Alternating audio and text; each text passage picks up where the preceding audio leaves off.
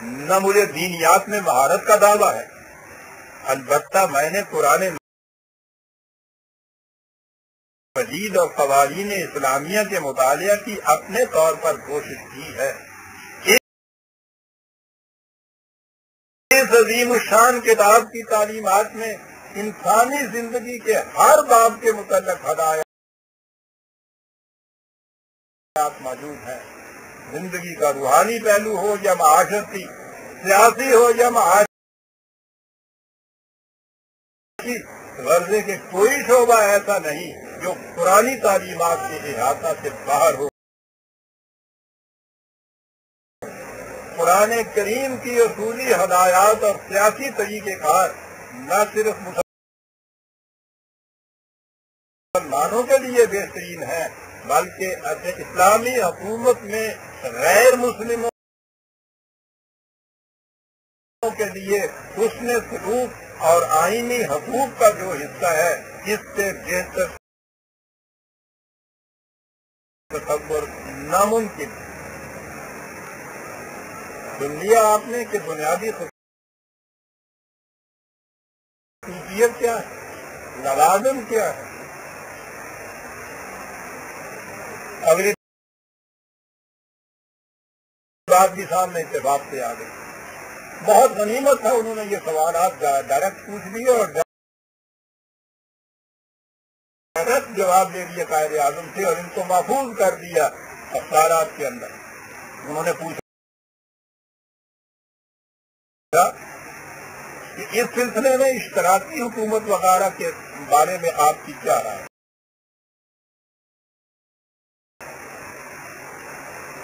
سن لیجیے، قائد اعظم کو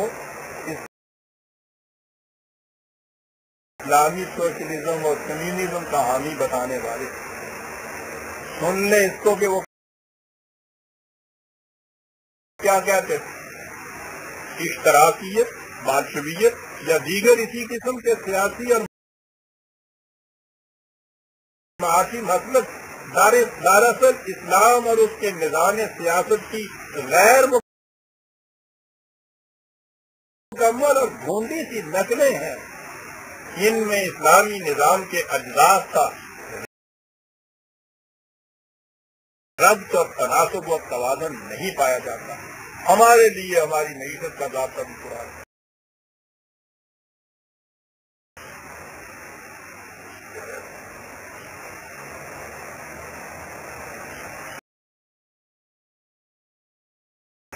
انہوں نے سوال یہ کیا، اس زمانے میں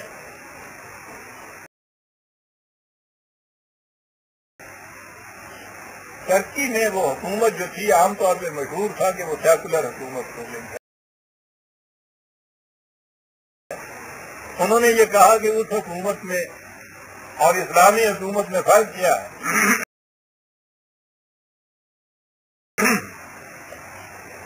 اور انہوں نے یہ پوچھا کہ آپ یہ بتائیے متعین طور پر کہ جسے آپ اسلامی مملکت کہتے ہیں، متعین طور پر اس کا تصور کیا ہوگا؟ بڑا جامع سوال عزیزان من، اور میں نے جیسا کہا ہے یہ وہ جواب ہے کہ جب بھی ہماری تقدیر نے یاوری کی اور اس مملکت اور اس خطہ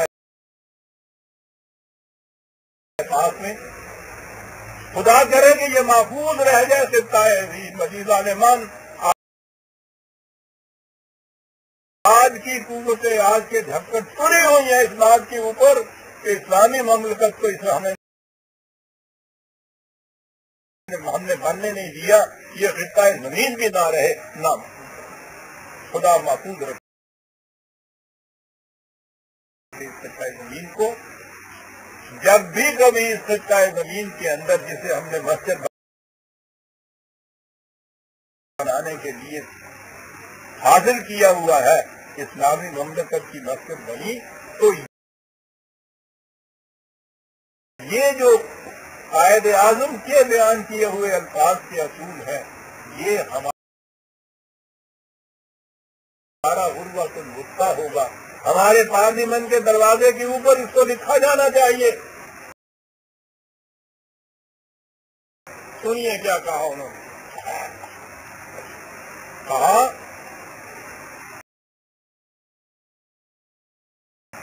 اسلامی حکومت کے تصور کا امتیاز، یہ امتیاز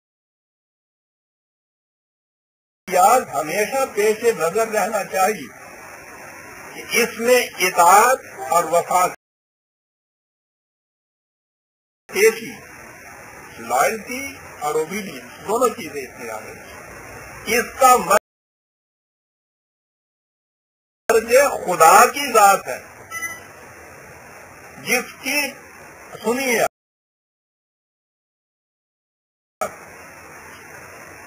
یہاں میں واضح کر دوں کہ ہر شخص ہمارے یہاں کہتا ہے اطاعت خدا بندی، خدا کی اطاعت کی جائے گی، اور پھر وہ اطاعت خدا بندی جو ہے اس کا مفہوم کیا ہوتا ہے؟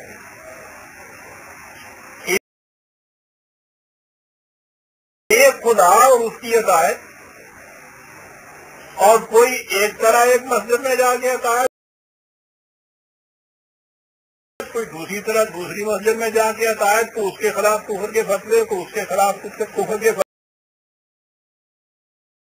فتوے، اور تمام کا دعویٰ یہ کہ ہم خدا کی اطاعت کر رہے ہیں، اور کوئی متعین طور پر طے نہیں کر سکتا کہ ان میں سے کون خدا کی اطاعت کرتا ہے اور کون اطاعت نہیں کر رہا۔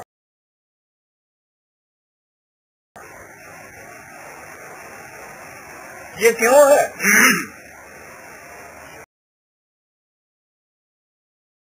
یکتبون بِأَیدِیہم وَیَقُولُونَ ثُمَّ یَقُولُونَ ھَذَا مِنْ عِندِ اللَّہِ، قرآن کہتا ہے کہ مذہبی پیشوائیت کی کیفیت یہ ہوتی ہے کہ اپنے ہاتھوں سے فتویٰ لکھتے ہیں اور کہتے ہیں کہ یہ احکام خدا بندی ہے۔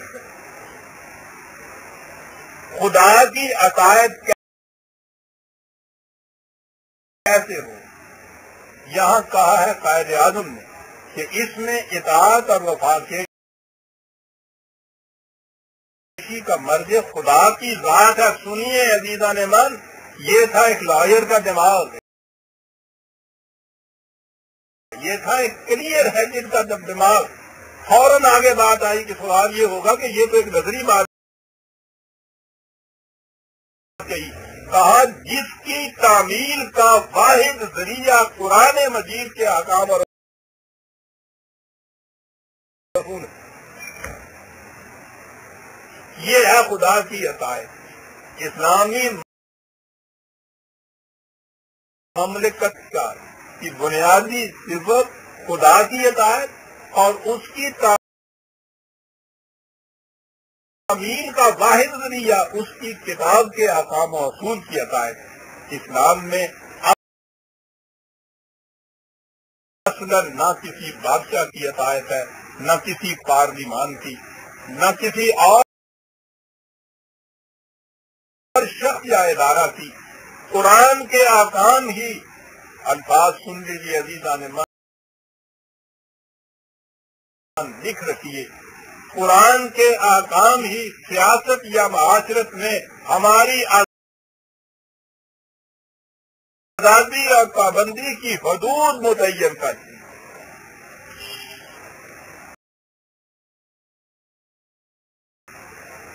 آزادی اور پابندی کی حدود تو سنا ہوگا آپ لوگوں نے، آزادی کی حدود متعین کرتی ہیں۔ آہا،